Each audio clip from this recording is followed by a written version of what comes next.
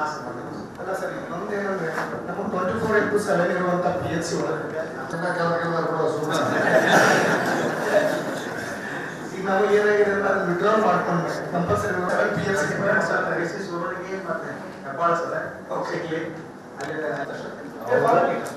ಅವ್ರಿಗೆ ಡಾಕ್ಟರೇಟ್ ಟೈಮಲ್ಲಿ ಬಹಳಷ್ಟು ಜನ ರೆಗ್ಯುಲರ್ ಸ್ಟಾಫ್ ನರ್ಸ್ ಮತ್ತು ಕಾಂಟ್ರಾಕ್ಟ್ ಬೇಸಿಸ್ ಮೇಲೆ ಇರುವಂತಹ ಡಾಕ್ಟರ್ಸ್ಗಳು ದುಡ್ಡಿದ್ದಾರೆ. ಅವರಿಗೆ 5,000 6,000 ನಾವು ಕೊಟ್ಟಿದ್ದೀವಿ ಸೆಟ್ಲ್.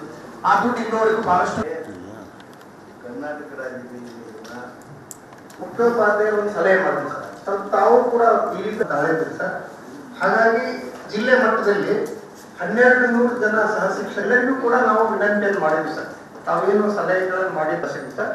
ಈಗ ಮೂರನೇದಾಗಿ ಎಲ್ಲ ಹೆಡ್ ಮಾಸ್ಟರ್ಸ್ಗಳನ್ನ ಆಗುವಂತ ಮಕ್ಕಳನ್ನ ಅವ್ರು ಎಷ್ಟು ಸಮಯ ಫೇಲ್ ಆಗಿದ್ದಾರೆ ಅವ್ರದ್ದು ಒಂದು ಲಿಸ್ಟ್ ಔಟ್ ಮಾಡಿದ್ವಿ ಸರ್. ನಾನು ಒಂದು ಸಂದರ್ಭದಲ್ಲಿ ಹೆಡ್ ಮಾಸ್ಟರ್ಗಳನ್ನ ಎಲ್ಲ ಮಾತನಾಡಿದೆ. ಆದ್ಮೇಲೆ ಸಿಕ್ಕಾವರು ಅದಾದ್ಮೇಲೆ ಒಂದು ಆಕ್ಷನ್ ಪ್ಲಾನ್ ಈ 3 ನಮ್ಮಿಂದ ನಿಮ್ಮ ಜೊತೆಗಾಗೂ ಸಭೆಗಳಾಗ್ಯಾವ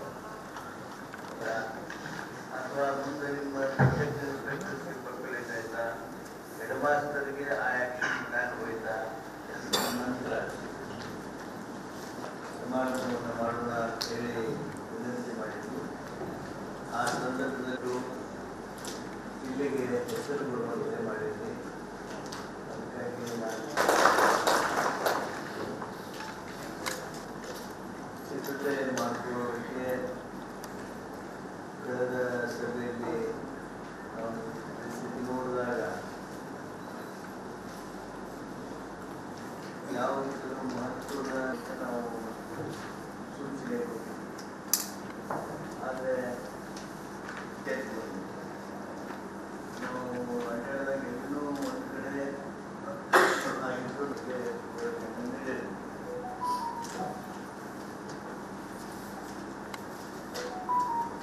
ನಾನಿಂದ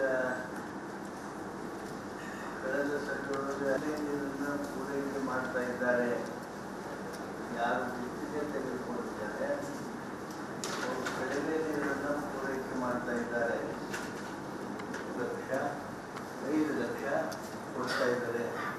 ನೀರು ಪೂರೈಕೆ ಏನು ಅವರು ಅಪೂರ್ಣ ಪ್ರಮಾಣದ ನೀರು ಕೊಡ್ತಾ ಇಲ್ಲ, ನೋಡ್ರಿ ನೀವು ಅಂತೇಳಿ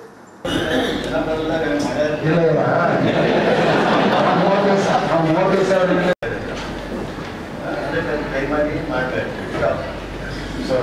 ಇನ್ಫಾರ್ಮೇಶನ್ ಗೋಡೆ ಮೇಲೆ MR ಪಾಟೀಲ್ ಅವ್ರ ಕ್ಯಾಂಪೇನ್ದಾಗ ಒಂದಿಟ್ಟು ಸ್ಕೂಲ್ ಹುಡುಗರು ಸುಮ್ಮನೆ ಹಿಂದೆ ಹೂ ಹಾಕಕ್ಕ ಅರ್ಧ ಗಂಟೆ ನಿಲ್ಲಿಸೋದಕ್ಕೆ ಆ ಸಿಸ್ಟಮ್ ಅನ್ನ ನಮ್ಮ ಸಂಸ್ಕೃತಿಯಲ್ಲಿ ತಿಳ್ಕೊಂಡು ಅದನ್ನ ನಾವು ನಿರ್ಣಯಿಸ್ತೀವಿ. ಅದನ್ನ ಬಿಟ್ಟು ಯಾವುದೇ ಕಾರಣಗಳು